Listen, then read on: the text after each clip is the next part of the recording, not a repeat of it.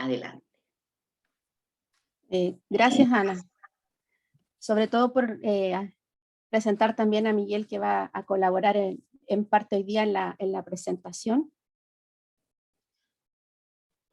No sé si logran ver bien la pantalla, ¿sí? Excelente. Bueno, la verdad es que la propuesta que se hace de abordar este tema es un gran desafío. Primero, porque hace mucho tiempo atrás creo yo que nunca nos preguntamos esto será un tema importante para nosotros, qué aporte tendría la tecnología para discutir, ¿cierto?, en temas de trabajo social, si nosotros de alguna u otra forma estamos formados y nuestros intereses van por otras rutas, ¿no? Sin embargo, yo creo que el contexto de alguna u otra forma nos ha empujado a hacernos parte y a apropiarnos, ¿cierto?, de algunas herramientas tecnológicas para poder subsistir en términos de lo que se puede hacer en esto de la no presencialidad, de haber abandonado el contacto humano con los sujetos con los cuales intervenimos, y no solamente intervenimos, sino que con los cuales también trabajamos y abordamos la investigación, ¿cierto?, y los procesos de sistematización. La verdad es que yo no tengo la intención de entregar ninguna receta, ¿no?, de vender una panacea, sino que más que nada compartir algunas experiencias, ¿no?, en términos de el uso que le estamos dando a algunas herramientas tecnológicas en procesos de sistematización que están siendo paralelos a procesos de intervención social, ¿ya? Entonces, esa es más que nada la intención, y compartiendo la experiencia que me imagino que ya en algunos casos también les ha tocado vivenciarla, por lo tanto quizás al final de la presentación incluso podríamos compartir más que nada ciertas valoraciones de lo que esto ha implicado, ¿no? Porque también esto todavía no llega a esa etapa, o sea, nosotros estamos en el proceso de ejecutar, estamos experienciando, ¿no? Pero todavía no nos sentamos con el equipo a valorar, a generar esa reflexión profunda en términos de los aprendizajes que este proceso de intervención y sistematización ha generado, ¿ya? Les quería comentar que una de las primeras situaciones o experiencias en lo personal que me fueron acercando al uso de las tecnologías fue un encuentro con algunos investigadores de la Fundación de Ciencia Ciudadana, ¿no? En esa oportunidad, ¿no?, ellos nos mostraban, más que nada muy cercanos a lo que era la investigación de las carreras STEM, ¿no?, algunas oportunidades que se pretendían optimizar a propósito del uso masivo de las redes sociales. Y entonces, ¿no?, bueno, nos cuentan esto de los principios de la ciencia ciudadana, de la democratización del conocimiento, de la posibilidad de ampliar el espectro de informantes clave. Nos mostraban experiencias como esta, ¿no?, en la cual, por ejemplo, aquí el mapa te está situando en términos de las distintas aportaciones desde el mundo, porque incluso se pierden las fronteras políticas y geográficas del mundo, en términos de poder hacer aportaciones en ciertos temas específicos de investigación, por ejemplo, ¿no? Nos mostraba esta plataforma de IBER, donde claramente el resultado de esta construcción colaborativa con la ciudadanía iba generando efectos como este. Es decir, cada dato que entregaba la ciudadanía fue permitiendo generar un mapeo de las migraciones de las aves.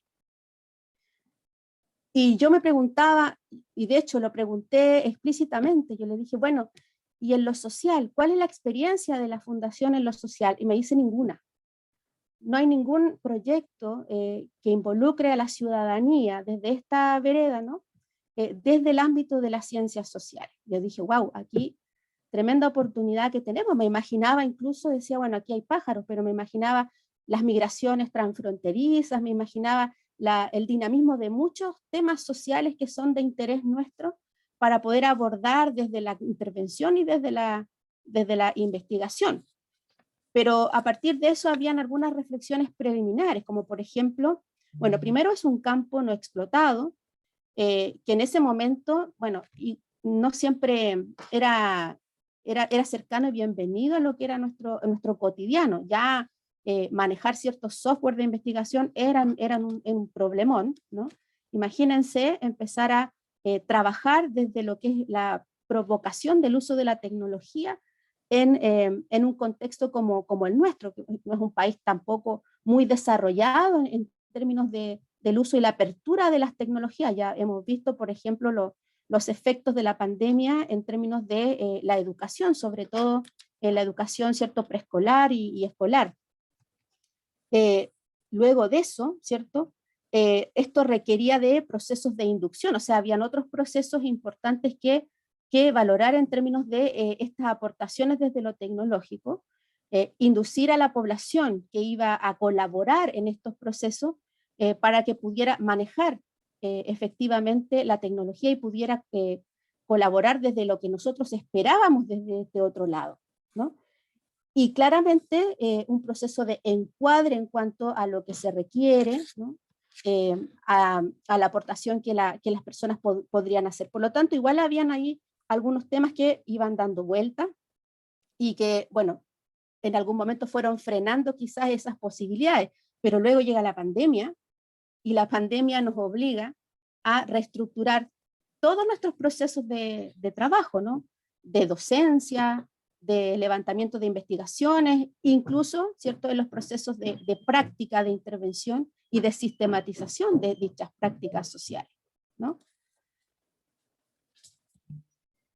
Entonces, el contexto nos ha llevado a reforzar la idea de las TICs como una competencia transversal en la formación del capital humano, y en efecto aparece explicitada, por ejemplo, en los planes de formación curricular, y es una habilidad que francamente es muy apetecida por los empleadores de hoy, ¿no? Como profesionales entonces nos quedamos atrás.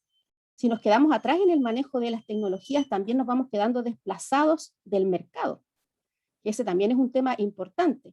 Por ejemplo, ¿quién hoy en día está fuera de la red LinkedIn? De los headhunters, ¿no? Que también andan buscando ahí currículum valiosos, ¿no? Y para eso, ¿cierto? Hay que tener ciertas competencias tecnológicas para participar de esas redes, ¿no?, de conexión y de vendernos, ¿no?, como profesionales quizás aportativos a ciertos campos laborales. El dominio de ciertas aplicaciones computacionales, herramientas de comunicación y gestión. Todas estas cosas nos permiten ir diferenciándonos y hacernos más competitivos. Pero ojo, ¿cierto? Porque también nos hemos dado cuenta que al parecer somos más analfabetos digitales de lo que imaginábamos. ¿Sí? Yo creo que en general hay un tema que claramente está frente a nosotros y que nos ha dado cuenta de que el entorno en general ha presentado cambios evidentes durante los últimos años, ¿no? La relación en el espacio personal, nuestras relaciones con los otros, con las amistades, ¿no? Ya no es el abrazo cercano y afectuoso, ¿no? Sino que el emoticón, el mensaje instantáneo, ¿no? Que nos dice, oye, estoy aquí cerca tuyo. Las relaciones en el espacio laboral, los contextos de formación especializada que cada vez, ¿cierto?, son más llamativos en los formatos no presenciales o los formatos híbridos, ¿ya? La mayor automatización de los procesos. Hoy día, por ejemplo, Senainfo, ¿no? Todas las instituciones de alguna forma van exigiendo que el uso de las tecnologías permitan ir registrando las metas de la intervención social. Los escenarios dinámicos y cambiantes con la información instantánea también nos empujan a estar siempre atentos al uso de la tecnología y de alguna manera también nos permiten, ¿no? Quizás en esta obligación cívica y ciudadana de estar siempre en conocimiento de lo que la tecnología te pone a disposición, ¿no? Sobre todo en términos de los cambios legales, por ejemplo. Ya no hay excusas para decir no he logrado acceder a esta información o no he logrado conocer un cambio de una normativa porque la tecnología de alguna forma facilita el acceso a todo ese tipo de información. Pero también el uso de las tecnologías, bueno, si bien tiene oportunidades, tiene sus limitantes. Dentro de las oportunidades que podríamos ir reconociendo, ¿no?, es que claramente ha acortado las distancias, bueno, y este es un ejemplo notorio de aquello, ¿no? Lo que antes podría haber sido un esfuerzo humano y financiero tremendo, hoy día se puede concretar fácilmente desde lo que es el uso de ciertas plataformas comunicacionales, ¿no? Permite la comunicación espontánea, reduce costos, ¿no? A veces visibiliza algunos grupos que antes no eran muy visibilizados, ¿no? Ha ido como a transformar, a ser rupturista en algunos procesos de comunicación tradicionales. En algunos casos también permite resguardar los anonimatos, ¿no? Facilita estos espacios de formación y aprendizaje, la conectividad, promueve la inteligencia colectiva, la creatividad en los procesos, ¿cierto?, de intervención, ¿no?, de comunicación. Es una nueva forma de presentar ideas a través de nuevos formatos y aumenta la cobertura de la comunicación y la información. Y dentro de sus limitaciones, ¿no?, que hay que tenerlas muy en cuenta, creo yo, sobre todo en esto de la reflexión de los aprendizajes, de las tecnologías como intermediaria de los procesos de intervención social. Y que salió incluso en algunas de las exposiciones durante la jornada, esto de que inevitablemente la presencialidad en los procesos de intervención se hace imperante, ¿no? O sea, no siempre los procesos tecnológicos van a facilitar algunos contactos. Imaginémonos, por ejemplo, las intervenciones en crisis desde la no presencialidad, ¿no? Y uno se imagina no pudiendo contener, no pudiendo dar la mano, abrazar, ofrecer un vaso de agua al otro que está frente a nosotros. Requiere también de una vigilancia constante, ¿no? O sea, la información que nosotros de alguna forma vamos generando en términos, por ejemplo, de las redes sociales, ¿no?, implica tener esa capacidad de mantener en constante movimiento la red social, ¿no? Ir vigilando también las consultas y los comentarios que van saliendo de esas instancias, ¿no? Controlar con mucho rigor y ética la información y el contenido que vas traspasando desde la red social, estar atento al fake news o la desinformación, que es el concepto que hoy día, ¿cierto?, los profesionales de la comunicación han preferido que se utilice, ¿no? Eh, bueno, las brechas digitales, que en algún momento también vamos a profundizar, la atomización o la fragmentación de la audiencia, porque finalmente, por ejemplo, en el caso de las redes sociales, ¿no?, es un público reducido el que de alguna forma está en contacto permanente o en interacción permanente con nosotros, ¿no? Se pierde la individualidad, a veces se peca de la sobreinformación, ¿no?, que confunde a la audiencia.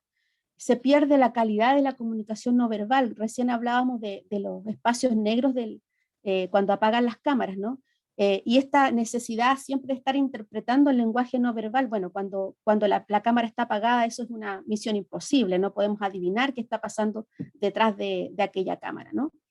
Eh, otra quizás limitación puede ser la dependencia tecnológica, la difícil desconexión de esto, porque claramente quienes estén incursionando quizás en incorporar las tecnologías en estos procesos se darán cuenta y podrán afirmar que efectivamente son muchas más horas de dedicación a los procesos de trabajo que lo que era antes, ¿no?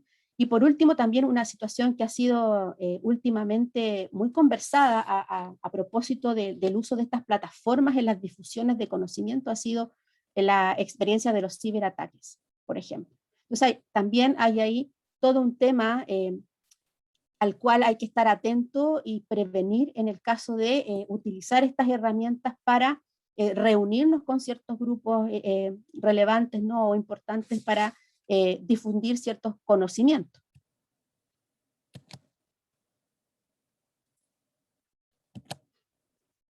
Dentro de las brechas digitales que están más reconocidas, creo yo, bueno, claramente la primera de ellas es el analfabetismo, que es el desconocimiento en el manejo de ciertas tecnologías.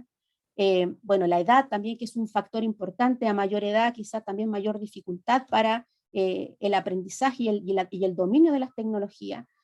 El espacio territorial, por ejemplo, yo creo que nadie se ha olvidado de este reportaje que incluso fue premiado en la televisión del Mega, respecto de alumnos, estudiantes, ¿no?, que se subían a los techos en zonas rurales para poder escuchar sus clases, dependiendo de todo el clima, ¿no?, el frío, la lluvia, pero es la única forma de lograr conectividad para atender, ¿cierto? Y poder vincularse a una actividad tan importante como su responsabilidad académica. Las brechas económicas también en términos del acceso a la conectividad, no todo el mundo tiene esa posibilidad. Las brechas funcionales, por ejemplo, en el caso de las discapacidades o de las capacidades especiales, y las brechas de géneros que nos dicen que evidentemente las mujeres tienen menor cercanía al manejo de las tecnologías, y cuando tienen esa cercanía, por ejemplo, la distancia se da en las deficiencias técnicas. Por ejemplo, podré usar bien el Zoom, pero si algo funciona mal en el Zoom, me siento un poco ahí en desventaja en términos del manejo técnico de dichas tecnologías. Si nos vamos ahora directamente a lo que es el proceso de sistematización y nos situamos en este campo, vamos reconociendo entonces que hay algunos conceptos, hay algunos procesos que están directamente asociados a este tipo de producciones, tanto en el mundo de lo profesional como en lo académico. Nos encontramos con que la tecnología puede ser un medio entonces que puede robustecer varios de sus momentos. Por ejemplo, el levantamiento de datos en el proceso de contextualización de la experiencia, ¿no? Por ejemplo, el levantamiento de registros históricos en el proceso ya de intervención propiamente tal, la generación de insumos para la valoración de los resultados de dicha experiencia, los espacios de reflexión crítica y, por cierto, que es muy importante, el plan comunicacional de dicha experiencia, que es sumamente importante en los procesos de sistematización. Por lo tanto, el desafío es aquí no solamente el de desarrollar competencias y capacidades para poder manejar la tecnología, sino que también cómo las ponemos al servicio para generar procesos de comunicación participativa, ¿no? En el proceso entonces de la sistematización, sobre todo, idealmente cuando se dan desde el inicio de la intervención, es decir, cuando estamos armando un proceso que es paralelo, ¿ya? Vamos reconociendo algunos grupos, ¿no? Unos grupos que vamos de alguna manera incorporando a distintas fases, a distintos procesos de la sistematización, ¿ya? Claramente van a ser aportativos también a ciertos objetivos. Recordemos que, al igual que en la intervención social, la sistematización se planifica, hay un plan de sistematización, hay objetivos ya que no necesariamente van por la misma ruta del objetivo general de la intervención, no obstante sí tiene que ver con rescatar los elementos más ricos de ese proceso de intervención, ¿no? Y comunicarlos, difundirlos, criticarlos, analizarlos profundamente, ¿no? Bueno, dichos grupos entonces podríamos clasificarlos en cuatro, ¿no? El grupo motor, el grupo de participantes, el grupo de análisis y el grupo de devolución, ¿no? El grupo motor, ¿no? Tiene que ver con aquel grupo que nosotros conformamos, ¿no? Y que tiene actividades principalmente relacionadas con la administración, el control y la gestión del plan de sistematización, ¿ya? Tiene esas tareas más bien indicadas, ¿no? Los participantes evidentemente son aquellos beneficiarios directos del proceso de la intervención. Aquel grupo que se forma en cuanto al análisis tiene la misión de levantar, construir, por ejemplo, todas las herramientas de análisis reflexivo del proceso de la sistematización y por supuesto participa en ese proceso reflexivo. Y el grupo de devolución o externo es aquel que nosotros de alguna forma pretendemos que reciba esta información porque tienen ciertas características o ciertas particularidades que son interesantes para nosotros en esta área, ¿no? Porque pueden tener poder adquisitivo, porque pueden facilitar algunas tomas de decisiones relevantes en términos de las transformaciones de alguna política social, en fin, ¿no? Ahora, estos grupos, si bien nosotros podríamos distinguir ciertas funciones particulares, no son excluyentes entre sí. Por ejemplo, nosotros perfectamente podríamos incorporar motor y participantes en el grupo de análisis, que sería lo ideal, ¿no? Entonces, para hablar desde la perspectiva de los aprendizajes en lo metodológico, en lo contextual, el grupo motor es fundamental, pero también hablar desde el aprendizaje situado e instalado, desde la transformación que perciben los sujetos, el grupo de participantes no puede faltar en el grupo de análisis, ¿no? Entonces, cuando yo les decía que el plan de la sistematización ineludiblemente involucra un plan comunicacional, ¿cierto? Identificamos estos grupos de interés para la sistematización, pero también vamos reconociendo en este plan comunicacional que hay situaciones que no podemos olvidar. Cada grupo entonces requiere de una estrategia, esa estrategia va a definir un medio tecnológico por el cual nosotros vamos a generar este proceso participativo de comunicación, y aquí tenemos que tener claro que vamos a diferenciar contenidos, es decir, qué información va a ser relevante para cada uno de estos grupos, de qué manera las vamos a comunicar, qué recursos vamos a tener que construir para compartir estos contenidos, ¿ya? Infografías, correos electrónicos, webinar, ¿no? Capacitaciones, cápsulas educativas, no sé. Eso va a depender del público objetivo. Bueno, el medio evidentemente que es aquella herramienta que va a permitir esta difusión del contenido, ¿ya? El público objetivo, es decir, ese contenido, ¿para qué grupo es interesante?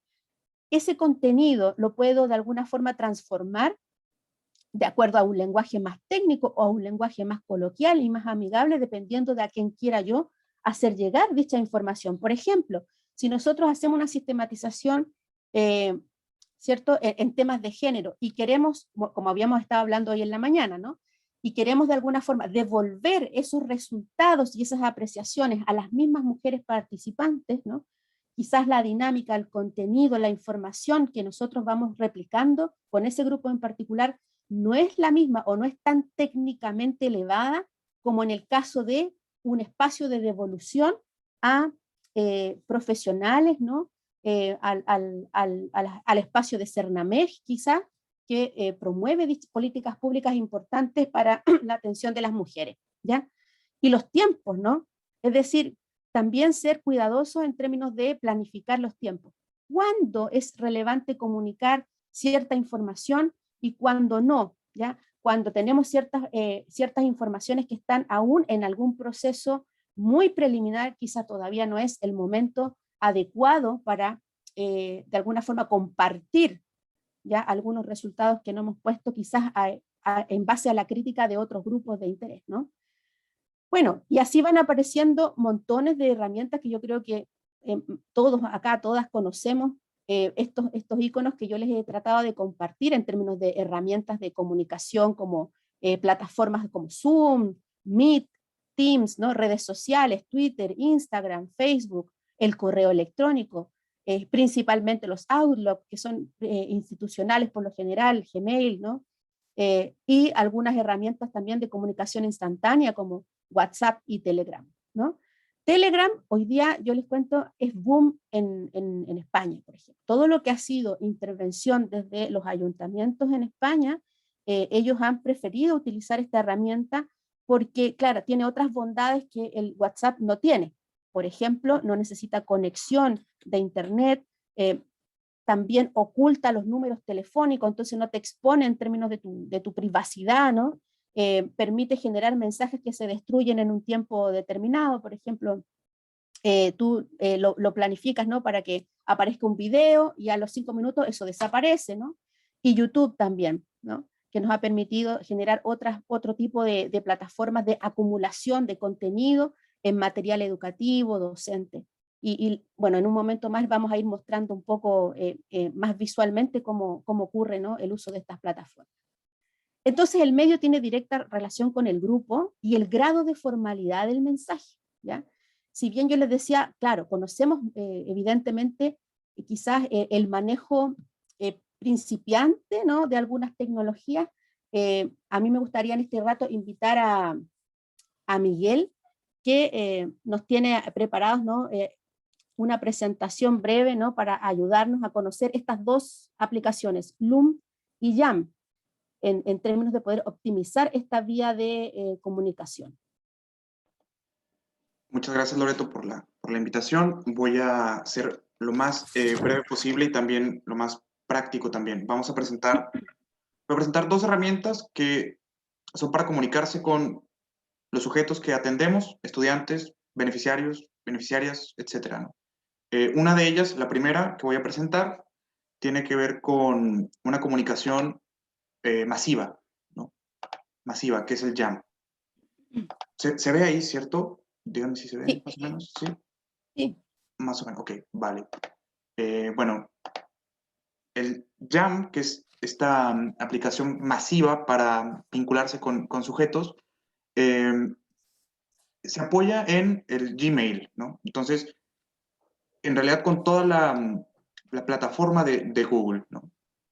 Eh, quienes tengan cuenta de Google, la mayoría de las cuentas institucionales tienen este respaldo, eh, deberían de ingresar en la siguiente forma. Voy a hacer como el recorrido práctico, no es necesario que ahora lo sigan, va a quedar grabado, pero es simplemente para poder comunicarse, enviar correos masivos, ¿no? Por ejemplo, hay un evento y eventualmente se tiene que comunicar con todos o con todas algo, como una constancia, como una invitación, como un agradecimiento. Esta aplicación permite enviar correos hasta 1000 o más al mismo tiempo, ¿no? Sin tener que estar tipeando cada una de los destinatarios, ¿no? ¿Cómo se hace esto? Bueno, todo es a través de estas hojas de cálculo de Google que, que estoy pinchando ahora, que se van a abrir en este minuto. Y ya desde aquí uno abre una hoja en blanco. No sé si se está viendo. Eh, bueno, parece que sí. Sí, se ve bien. Vale, vale, gracias, Loreto. Bueno, uno abre una hoja de cálculo en Google, como lo he hecho hace un minuto. Opciones las opciones aquí al lado de la cuenta, se abre esta hoja de cálculo y lo que hay que hacer simplemente es tener 3 columnas, una con nombre, otra con el correo, nombre, correo, y otra con algún archivo adjunto para enviar. En este caso, la idea es enviar correo personalizado a muchas personas, siempre respetando su nombre. Por ejemplo, vamos a colocar Ana María. Correo ana.salame@tera.cl.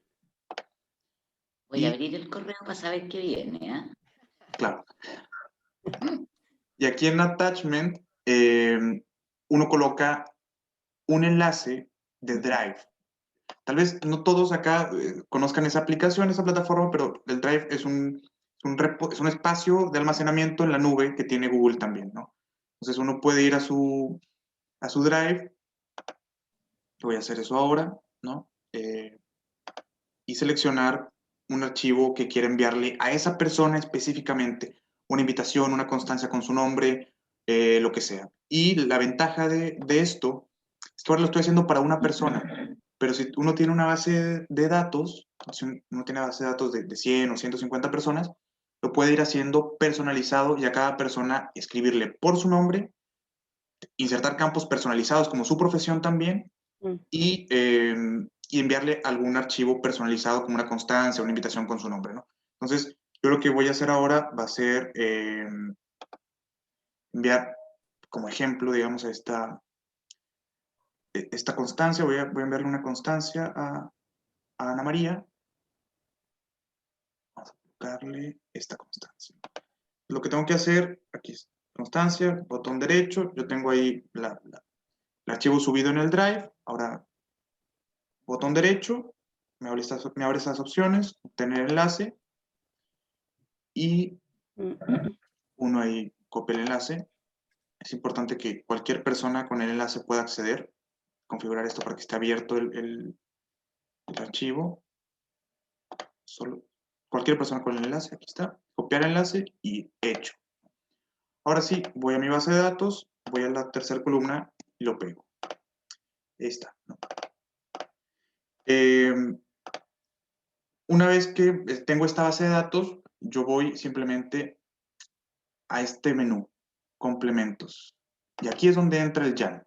El Jam es esta aplicación que hay que descargarla primero, que se descarga como muy fácilmente aquí en esta opción descargar complementos, descargar y abre esta ventanita que demora un poco en cargar, y ahí aparecen varias aplicaciones. Uno busca aquí, buscar apps, uno busca YAMM,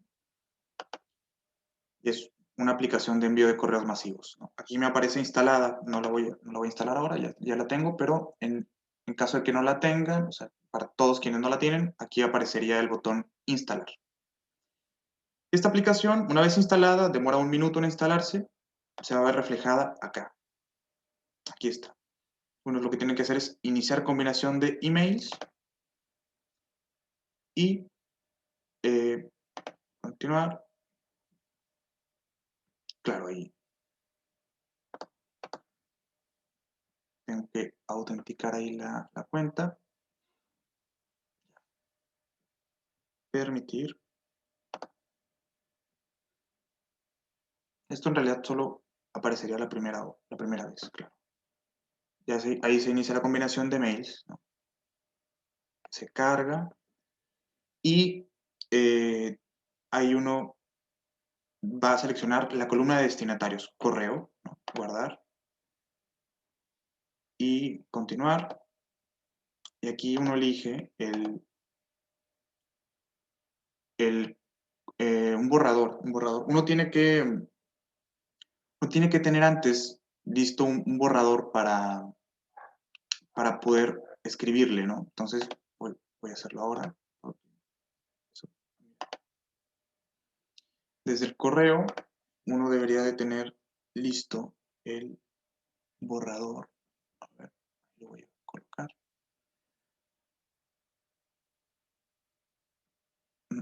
Ahí está. Algo así.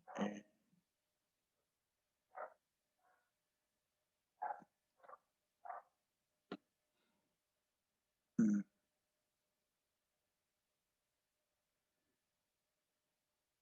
ahí está. Entonces, claro, en el borrador uno solamente coloca envío de constancia, conferencia. Y uno lo que tiene que hacer acá sería estimada, entre paréntesis, o por si fuera un hombre o una mujer la persona que está recibiendo el correo. Y después uno coloca estos símbolos, estos corchetes, y coloca el nombre de la columna que tiene el nombre, ¿no? Uno coloca, son 2 signos, N, N, perdón. Así sería, estimada, estimado. Y con esta simple anotación, ¿no? Uno le está diciendo al YAM, a la aplicación, que tome esta columna, la columna N, como nombre. Y, claro, eso sería, ahí estaría listo, ¿no? Y aquí pone, junto con saludar, no sé qué, envío constancia. Bueno, ahí obviamente con un mensaje más Escríbeme completo. lo bonito, pues Miguel. Yo me comprometí a hacerlo corto, Anita, pero después te escribo una carta más larga. Mira, bueno, y ya ahí tenemos un borrador, ¿no? El borrador se va a llamar envío de constancia de conferencia. Listo. Ahora sí, vamos al YAM, a la aplicación. Aquí está complementos. De nuevo, esta aplicación que ya hemos descargado, iniciar combinación de emails, y ahora sí, ya podremos elegir el correo, ¿no?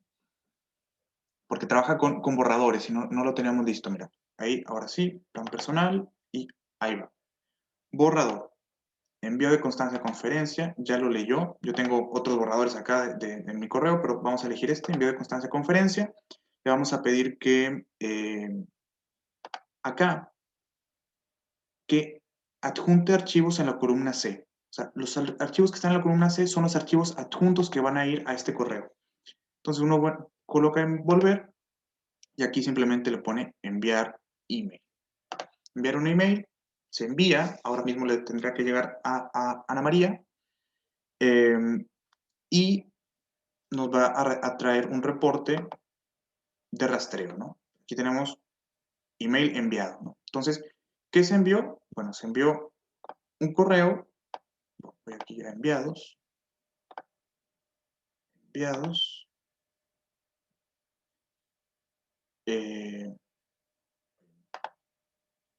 Aquí está. Para Ana, envío de constancia a conferencia. Estimada Ana María, envío constancia. Ahí está la constancia. Ahí me llegó.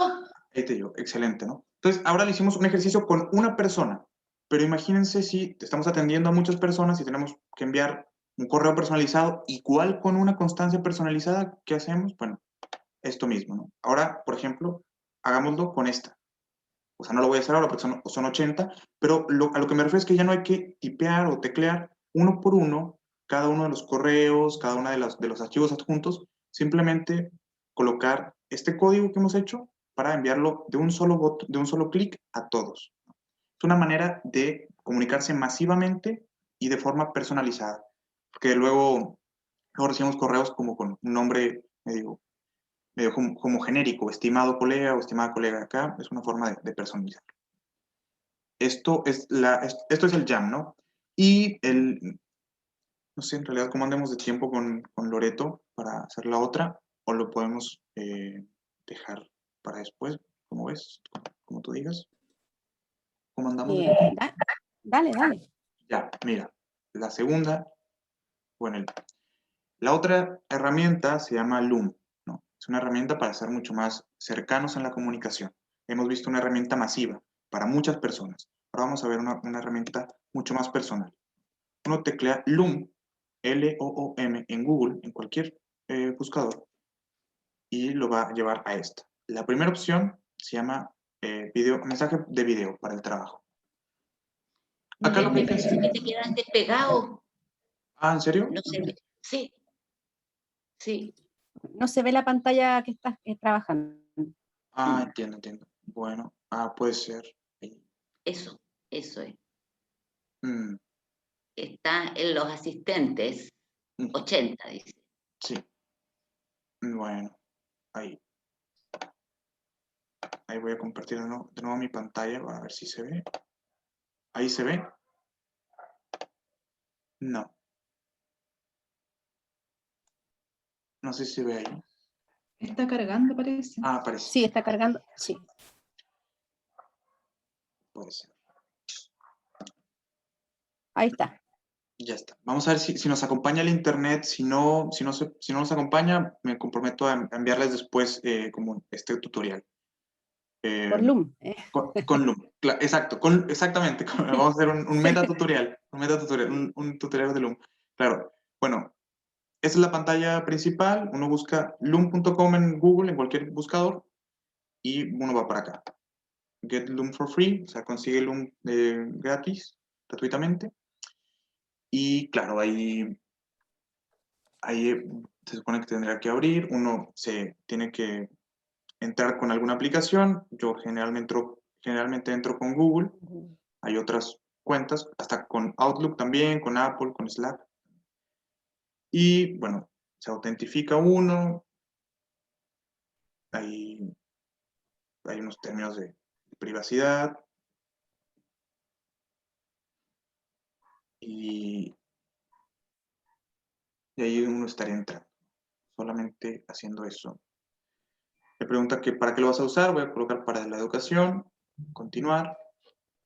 Lo que hace Loom simplemente es, lo que hace es es comunicarse por videos. O sea, contestar correos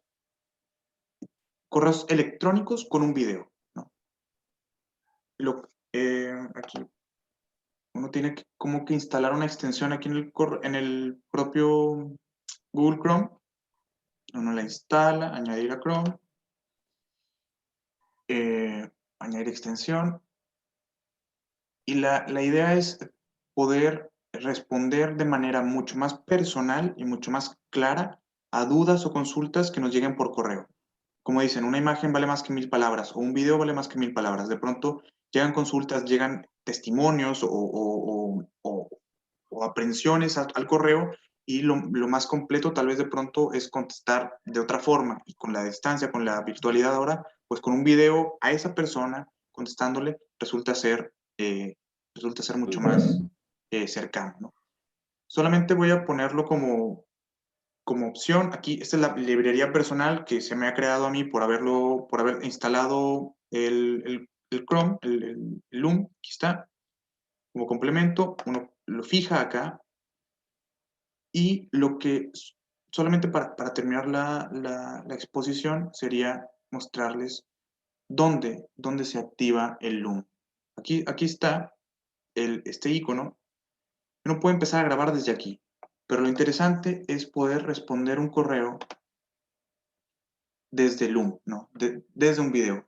O sea, desde el Gmail, pero utilizando Loom, ¿no? Ahora voy a abrir el Gmail y en cualquier correo que tenga, por ejemplo, este de aquí, voy a poder explicarle a cualquier persona, a cualquier correo, cualquier consulta a través de esto, aquí. Responder, uno responde el correo como cualquier correo, ¿no? Y cuando aparezca aquí el cuadro de texto, que debería aparecer en un momento, ahí está. Ahora tengo este icono, ¿no? Entonces, yo le puedo contestar a Natalia. Estimada Natalia, te envío una explicación a tu consulta. Aquí uno pincha este botón, le pone Record a New Video y empieza a grabar. Ahora no me va, bueno, aparece esta pantalla, yo creo que todavía lo ven, ¿qué es esto? Parece que mi cámara Sí, está siendo utilizada, así que ahora mismo no va a poder grabar porque la estoy utilizando para Zoom, pero si no estuviera en la sesión de Zoom, simplemente le coloco aquí, empezar grabación, me va a grabar a mí, como en un círculo, y aparte me va a grabar mi pantalla, mi escritorio, ¿no? Aquí uno lo puede decir screen o screen on cámara, pantalla, o solo la cámara, o solo la pantalla. Entonces, eso, ya a las personas les llega un correo con un video de mi respuesta. Y salgo ahí, digamos, explicando la cosa y se termina. Son videos cortos, como de 5 o 6 minutos.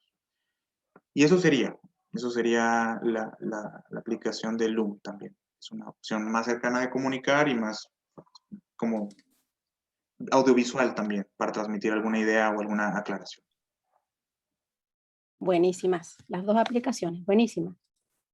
Bueno, agradezco la posibilidad, Miguel, de compartir con nosotros herramientas tan importantes que a veces nosotros como que, la verdad es que no le tomamos el peso al tema de lo importante que es comunicarnos de manera efectiva hasta que nos empiezan a pasar chascarros, sobre todo cuando en esto del ensayo-error, como les comentaba, ¿no? Por ejemplo, a mí me ha tocado tratar de difundir, ¿cierto? Encuestas, invitar, convocar a ciertos espacios virtuales de diálogo, y hemos ensayado y errado desde las redes sociales, desde los correos electrónicos, porque también hay muchos elementos estructurales del contexto, la gente ya no lee, también depende del público al cual tú quieras llegar, ¿no?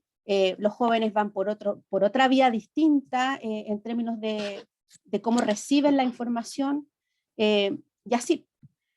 Bueno, yo quisiera también un poco compartir algunas otras herramientas que principalmente colaboran en el proceso de la sistematización y de la intervención. Y sin duda, claramente vamos a encontrar muchísimas, ¿no? Muchísimas posibilidades de plataformas colaborativas, participativas, que pueden estar al servicio, ¿no? del trabajo institucionalizado, pero también de los esfuerzos individuales. Voy a partir por lo más institucionalizado porque evidentemente que también esto tiene limitaciones, y una de las limitaciones, por ejemplo, es que no todas las plataformas son de libre acceso, ¿ya? Muchas veces vamos a necesitar que la institución apruebe, financie, ¿no? El acceso al uso de ciertas plataformas, como por ejemplo estas dos primeras que les voy a mostrar. Decidim, por ejemplo, es una plataforma que se creó para generar participación ciudadana, y está siendo muy utilizada a nivel de otros países, no en Chile, ¿no? En lo que es posibilidad de generar planificación estratégica, presupuestos participativos, consultas ciudadanas, pero como les digo, esta no es una herramienta de acceso universal o masivo, ¿no? Otra herramienta que también es muy interesante, por ejemplo, es la herramienta Miro, que tampoco es totalmente gratuita, tiene su versión, ¿cierto?, básica, gratuita, pero tiene ciertas limitaciones también, que ese es otro tema, tiene ciertas limitaciones, y el uso del inglés, que es otra cosa. Pero eso también se puede subsanar, ¿ah? Porque, por ejemplo, si nosotros también somos intrusos, ahí empezamos a trabajar en lo que son las posibilidades de nuestras mismas en sistemas operativos del computador. Por ejemplo, yo trabajo mucho con extensiones, ¿ya? Acá en la barra de búsqueda te vas a encontrar con un icono de extensiones, ¿ya? Y por ejemplo, yo tengo dentro de mis extensiones el Google Traductor. Entonces tú cuando lo tienes ya instalado, te puedes posicionar en una página, ¿no? O en una palabra y te la va a traducir instantáneamente, ¿no? Trabajo mucho también con la extensión de acortador de URLs, cuando quiero compartir información, por ejemplo, con el Google Académico en la búsqueda de ciertos contenidos, ¿no? Bueno, el PDF para trabajar no solamente en lectura, sino que también intervenir ciertos PDF.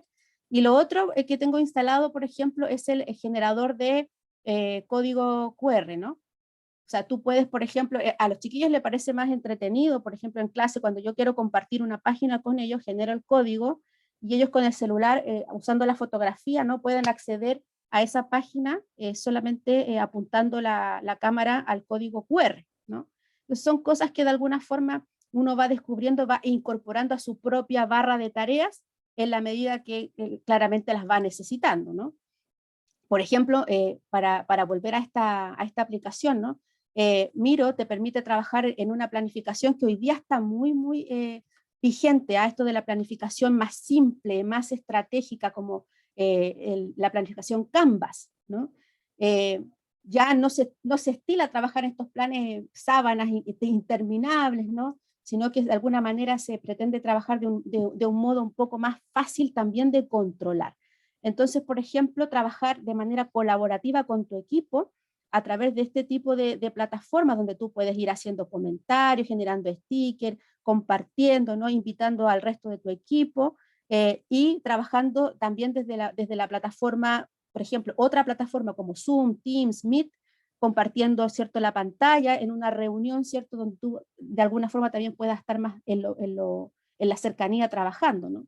La lluvia de ideas, por ejemplo, que también te permite trabajar de esta plataforma, entonces tus compañeros de alguna manera van interviniendo, generando ciertas colaboraciones, ¿no? Los mapas conceptuales, ¿no? Por ejemplo, aquí hay un mapa conceptual que con los estudiantes estuvimos trabajando, analizando un poco cuáles iban a ser los ejes temáticos que íbamos a profundizar al levantar los procesos reflexivos de la intervención, ¿no? Entonces ellos pueden ir un poco generando esta posibilidad de armar mapas mentales, ¿no? Que vaya contribuyendo después a la creación de instrumentos cualitativos de levantamiento de información, ¿no? La herramienta de control de actividades, por ejemplo, las actividades de cada grupo, el grupo motor que tiene ciertas actividades, ¿no? El grupo de participantes, el de análisis y el de devolución, vamos controlando entonces qué actividades están en avance o están, ¿cierto?, terminadas. Vamos también pudiendo dejar ciertos mensajes, ¿no? Acá, no sé por qué no me deja tirar para el lado, pero me está pidiendo la actualización. Pero no la voy a actualizar ahora si no voy a perder mucho tiempo, pero podríamos, por ejemplo, mover estos cuadrados a la situación de tarea en avance o tarea terminada, ¿no? Podríamos dejarle al compañero, hoy esta tarea está pendiente, o te sugiero, por ejemplo, en el análisis documental incorporar tal autor, por ejemplo, ¿ya? Así es que hay algunas plataformas quizás que tienen bondades y limitaciones. Ante las limitaciones, por lo general, a lo que hemos de alguna forma llegado, ¿no? Es a trabajar finalmente con las bondades del Google, ¿no? De esta otra plataforma, Me imagino que todos hemos hecho formularios, hemos aplicado encuestas, ¿no? Hemos convocado a partir de los formularios de Google y también hemos trabajado con pizarras interactivas, ¿no? Entonces, por ejemplo, aquí lo que yo les comentaba, cómo vamos definiendo los grupos de interés en el proceso de la sistematización, y aquí con mis estudiantes, por ejemplo, fuimos levantando desde lo que fue la técnica del stakeholders, ¿no? Qué institucionalidades, desde lo que es la perspectiva del poder, qué organizaciones, ¿no? Territoriales, funcionales, ¿cierto? ONGs, y qué representantes de la ciudadanía y de las bases iban a ser relevantes en este proceso de intervención y de posterior sistematización de la experiencia, ¿no? Entonces vamos cruzando la variable, el eje del poder con el eje de la afinidad, vamos moviendo, por ejemplo, que tiene más poder, pero menos afinidad, ¿no? En un trabajo bastante entretenido y colaborativo porque todos pueden intervenir. Tú compartes el link, les facilitas el acceso, ¿no? A las personas con las cuales quieras trabajar en estas pizarras colaborativas, y bueno, y no solo esto, planificación, cualquier cosa que de alguna manera quieras trabajar de manera colaborativa y más dinámica, esta pizarra Jamboard te lo puede facilitar, ¿no? En términos de, por ejemplo, de la búsqueda de información, para nosotros ha sido súper útil empezar a descubrir que hay ciertos servicios que ponen a disposición algunas plataformas interactivas, como por ejemplo, trabajar desde lo que es lo territorial. Para nosotros ha sido un gran aporte el sistema de información integrada con desagregación territorial, donde ustedes pueden entrar, ¿no? A lo que son los resultados del registro social de hogares y de la CACEM, entrar en cualquier dimensión de caracterización, ¿no? Elegir, por ejemplo, si quieren cruzar con una variable u otra, ¿no? Y entrar de alguna manera al dato preciso por año, si tú quieres de alguna forma hacer esa comparación de cómo ha variado un dato por año. Acá yo me metí, por ejemplo, en tramo de pobreza multidimensional, y puedo trabajar incluso en las tablas de datos, ¿no? A partir de lo que son datos de región, comunas y unidades vecinales incluso. O sea, podemos llegar a una unidad de intervención mucho más micro, y el dato está ahí y ya no tenemos que levantar el dato, ya no tenemos que buscar alguna investigación más contemporánea que nos dé esa información que nos alerte sobre aquello, ¿no? Voy a volver a la presentación.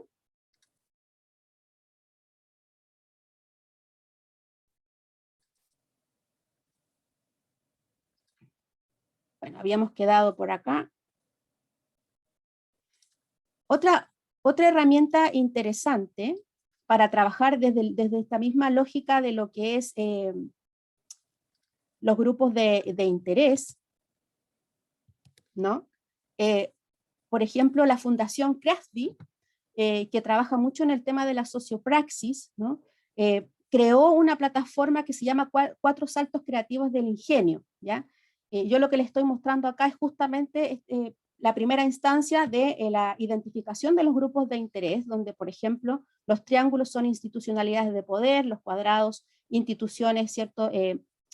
Intermedias, ¿no? ONGs, y los círculos son representantes de la ciudadanía, donde se puede ir también trabajando a nivel del grado de funcionalidad de estas interacciones y evidentemente armando grupos de trabajo y de interés. También trabaja en los multilemas, lo que es la votación o priorización de necesidades y planificación también ágil y estratégica. Y esos serían los 4 saltos creativos que ofrece esta plataforma.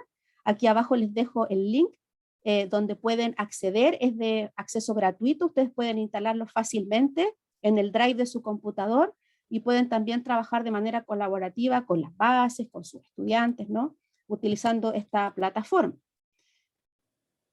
Bueno, otro tema importante a partir de la experiencia que hemos desarrollado en esto de la no presencialidad es trabajar desde la oportunidad que nos generan los mapeos colaborativos, ¿no? Este mapeo ilustra el trabajo que hicimos con los estudiantes el año pasado, con los voluntariados de comedores, ¿cierto? Solidarios, desde lo que fue el contacto con las ollas comunes, ¿no? Porque evidentemente en primera instancia el trabajo era evidentemente no presencial, ¿ya?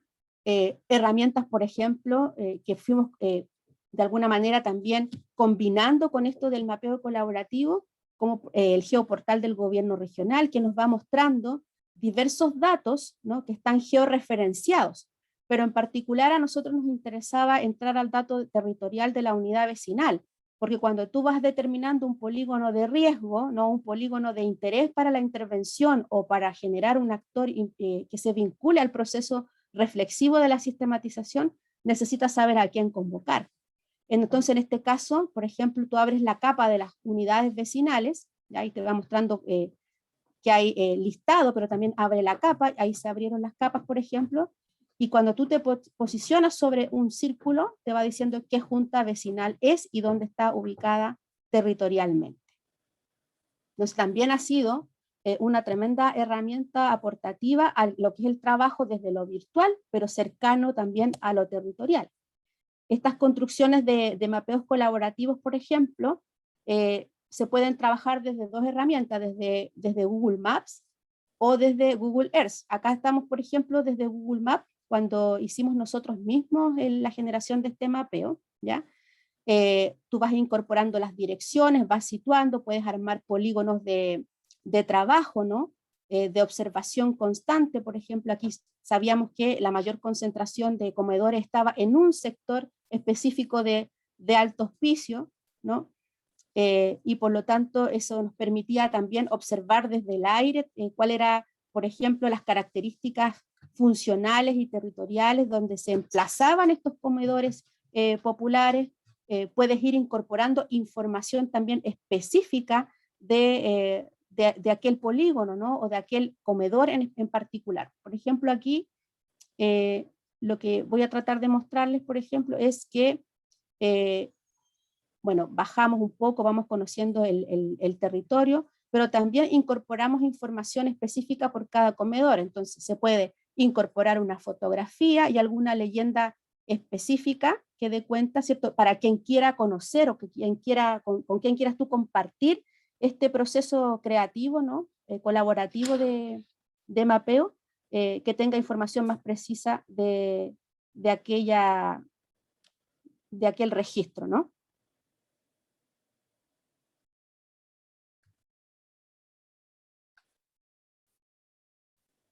¿Cierto? Podemos ir conociendo también un poco el entorno geográfico en el cual se emplazan. Aquí evidentemente son tomas de terreno emblemáticas de alto hospicio, ¿no?, donde se van instalando estos comedores populares.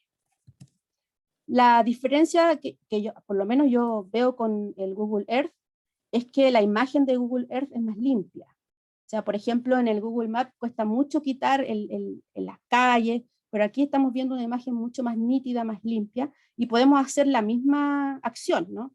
Seleccionar un polígono, por ejemplo, aquí es otra experiencia, ¿no?, con los terrenos de expropiación del casco antiguo de Iquique, ¿no? Acá hay un terreno expropiado en el cual se ejecutó un proceso de intervención por parte de estudiantes de trabajo social, ¿no? Y también se trabajó mucho con los dirigentes en cuanto a la posibilidad de generar mapeos colaborativos, ¿no? Bueno, marcar sitios complejos, ¿no? Buscar espacios públicos, espacios de riesgo, ¿no?, que es como lo que estamos haciendo hoy con una encuesta, ¿no?, un poco situando, georreferenciando los conflictos territoriales de la ciudad, ¿no? Entonces yo creo que si bien cumple la misma función, lo importante es que la imagen de esta otra herramienta es mucho más limpia. Los registros, yo creo que una de los debes más importantes en los procesos de sistematización, cuando se hacen después de la intervención, es justamente la escasez de registro audiovisual de dicha experiencia. Entonces, de alguna manera empezamos a circunscribirnos en la memoria histórica, desde lo que el recuerdo te permite. O sea, bueno, reconstruyamos tal fecha, hicimos tal cosa, me acuerdo, vino tal gente, hubieron tales reacciones, ¿no?, tales logros, pero la verdad es que la limitante de aquello en términos de la posibilidad de hacer una reflexión clara, profunda, ¿no?, objetiva respecto de un proceso de intervención, no hay como la posibilidad de haber levantado algún registro de carácter audiovisual.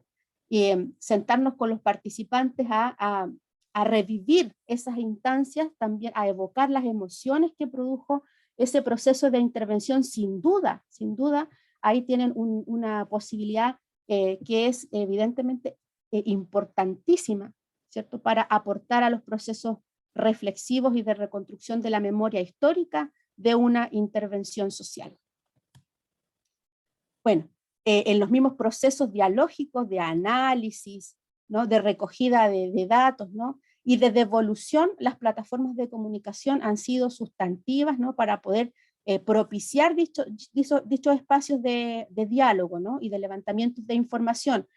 También para comunicar resultados de experiencia, sobre todo cuando vamos combinando, por ejemplo, la plataforma de comunicación virtual con una red social a través de los Livs, ¿ya? Entonces tú puedes, por ejemplo, proyectar tu conversatorio, ¿no?, a partir de una red, utilizando la aplicación de compartir el Live en tu página de Facebook, en tu Instagram, o en tu página de YouTube, ¿no? Y ahí también vas resguardando un poco esto de la posibilidad de las intervenciones o los ciberataques, ¿no?, que son muy comunes cuando se empiezan a difundir los links de invitación a este tipo de situaciones, ¿no? El público externo, ¿no?, que es súper importante en esto de las devoluciones. Principalmente lo que nosotros hemos experienciado es la relación a través de las redes sociales, pero ahí también hay ciertos temas importantes. Por ejemplo, la calidad de las infografías, ¿no? Cuando somos principiantes en esto no tenemos la ayuda de un diseñador gráfico, ¿no?, o el aporte institucional que nos pueda financiar aquello. Bueno, la calidad de la presentación, la estética de la información es sumamente importante también, ¿no? Es una carta de presentación. En ese sentido, ya les voy a mostrar una herramienta que es la herramienta Canva, que es una herramienta también de acceso universal y gratuito, que ustedes pueden utilizar para mejorar la calidad de sus presentaciones. Bueno, las redes sociales nos permiten compartir infografías, cápsulas, generar lives, generar reels, que de alguna forma nos permiten llegar al público más joven y masifica de manera importantísima la información. ¿Ya? Es decir, yo hago un video de 30 segundos, por ejemplo acá no tengo el video, pero tengo donde publicamos una encuesta, ¿no? A las 2 horas teníamos 1.600 visualizaciones.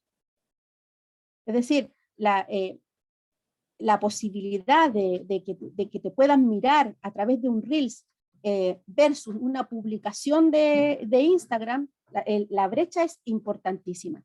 ¿Cómo lo subsana uno eso? A través de la posibilidad de hacer promociones pagadas, ¿no? Tú eliges la actividad que quieres promocionar, bueno, eso tiene un valor, ¿no?, que hay que pagar internamente, ¿no?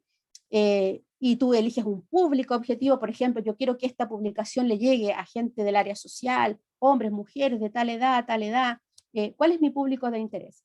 Y la aplicación hace que, a pesar de que estas personas no sean tus seguidores, ¿no?, puedan recibir esta información. Y eso te permite, bueno, además de masificar tu mensaje, ¿no?, ir incorporando nuevos visualizadores, ¿no?, nuevas solicitudes de amistad, ir creciendo un poco en la comunidad de red social que tú vas manejando.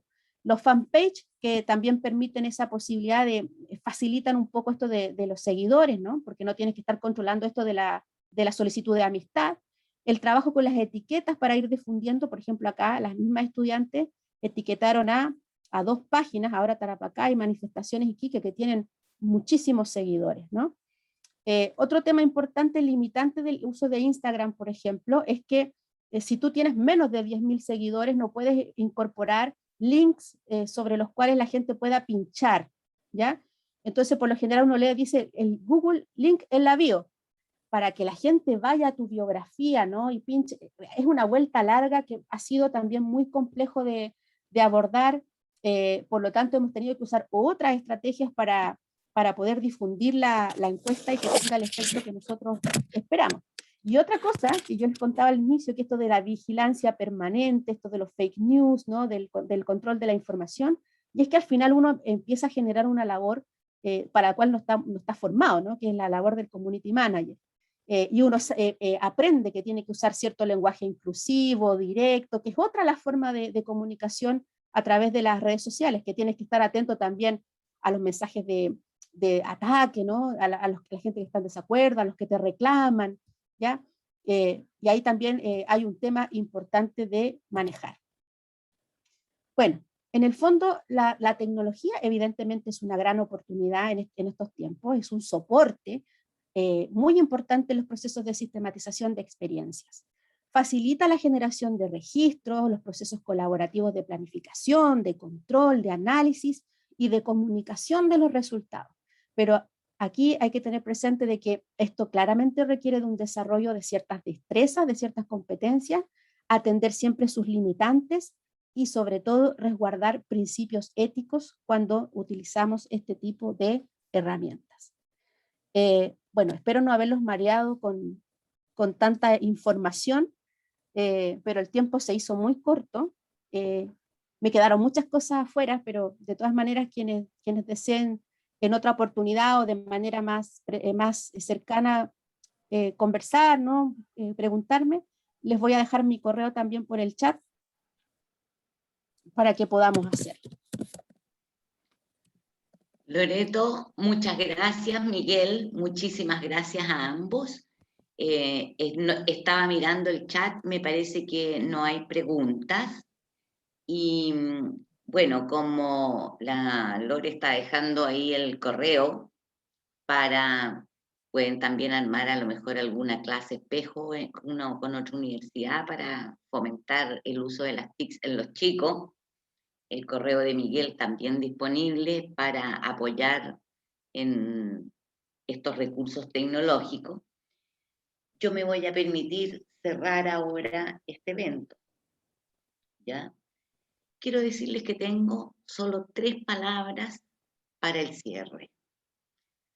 Una primera palabra es aprendizaje. Yo creo que todos, todas hemos aprendido muchísimo de las experiencias de los colegas, ¿ya? De los desafíos también del ejercicio profesional, vale decir, de los nuevos requerimientos y nuevas competencias que hoy día, como trabajadoras y trabajadores sociales, tenemos que ir adquiriendo, sobre todo en esto de la intervención social remota, en la cual vamos abriendo camino, pero también de los nuevos temas que se nos atraviesan hoy día en los procesos de intervención. De una parte, las restricciones sanitarias, de otra parte, los procesos políticos, sociales que hay en curso, algunos un poco aplastados, digamos, en esto de la pandemia, pero que tenemos certeza que muy pronto también van a empezar de nuevo la efervescencia. Esa es mi primera palabra, aprendizaje. Una segunda palabra que quiero compartir con ustedes en este cierre es la de confianza. Y con esa palabra, en primer lugar, agradecer a todos y todas las participantes que han confiado en esta red, tanto para compartirnos sus experiencias profesionales a través de lo que fueron las ponencias, la confianza y el entusiasmo que pusieron para armar sus ponencias, y la confianza en que la red se fortalece al convocar, por una parte, a los profesionales que hoy día están en el ejercicio profesional directo, aquello que se llama hoy día tan pomposamente la primera línea, y es que es donde hemos estado siempre, porque no sé si ha habido alguna vez que no hayamos estado en primera línea como trabajadores sociales. Y el próximo evento también de los estudiantes. Finalmente, mi tercera palabra es gracias. Esa es la tercera palabra con la que quiero cerrar. Gracias a cada uno de los participantes por sus aportes, por sus reflexiones, por los comentarios, por las iniciativas que también han ido floreciendo en este espacio, y gracias especiales a cada una y a cada uno de los colegas que han colaborado y han participado en este evento. en las diversas actividades. Puedo dar las gracias especialmente a los colegas que con tanto empeño y entusiasmo se atrevieron a partir de esta convocatoria, a sistematizar sus experiencias. Arturo, María Isabel, Natalia, Mónica, Cristiane, María José. También agradecer el cariño, el empeño y la generosidad tan desinteresada de las colegas que aportaron con los talleres. Aquí quiero agradecer a Anita Luz, aquí presente. Quiero agradecer a Julia Cerda, a Cristiane, a Ketty Cazorla, a Pamela, a Jimena, a Patti, por todo el empeño, cariño que le pusieron a estos talleres y en general a todo el evento. Así que con estas 3 palabras, aprendizaje, confianza y las gracias, quiero despedirme y comentarles en un comercial chiquitito, ¿ya? Que las constancias de participación las tendrán en su correo en unos 15 días más. Y seguiremos en contacto. Así que gracias de nuevo.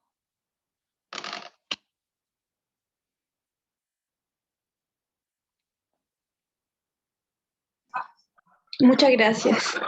Nos vemos. Nos vemos. Esperamos encontrarnos en otro espacio.